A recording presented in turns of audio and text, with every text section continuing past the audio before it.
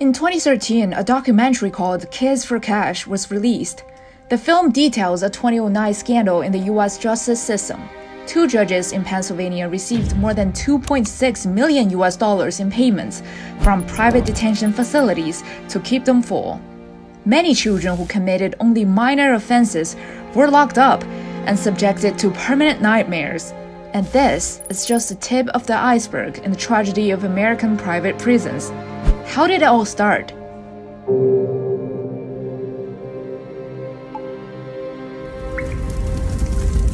Private prisons are widespread in the US, in Montana and New Mexico.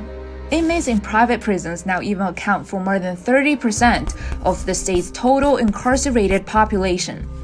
These private prisons contract with governments across the US.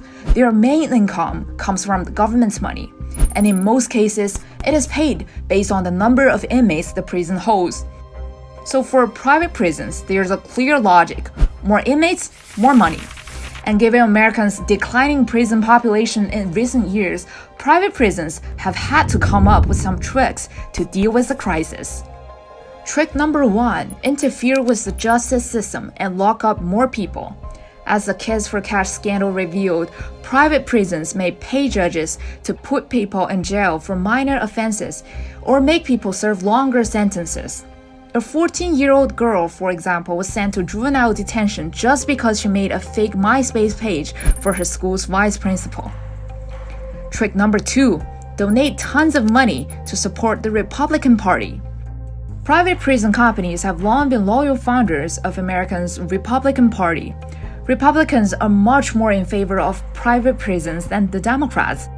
GEO Group and CoreCivic, America's two leading private prison operators, together have given tens of millions of dollars to Republicans, far more than they have to Democrats. Trick number 3: advocate a crackdown on undocumented immigration. The Trump administration's aggressive crackdown on undocumented immigration has resulted in a large number of them being held in detention centers. As more immigrants without legal permission are locked up, these companies are reaping the benefits. As well as putting more people behind the bars, private prisons are likely to reduce operating costs to maximize profit. This has led to chaotic management of private prisons and poor living conditions for inmates there. When more people face longer sentences, when human rights are less guaranteed, and when the system fails to rehabilitate people, the tragic cycle of private prisons can only be broken by strong policies. But when some American politicians have long been funded by these private prison companies, will they agree? It seems unlikely.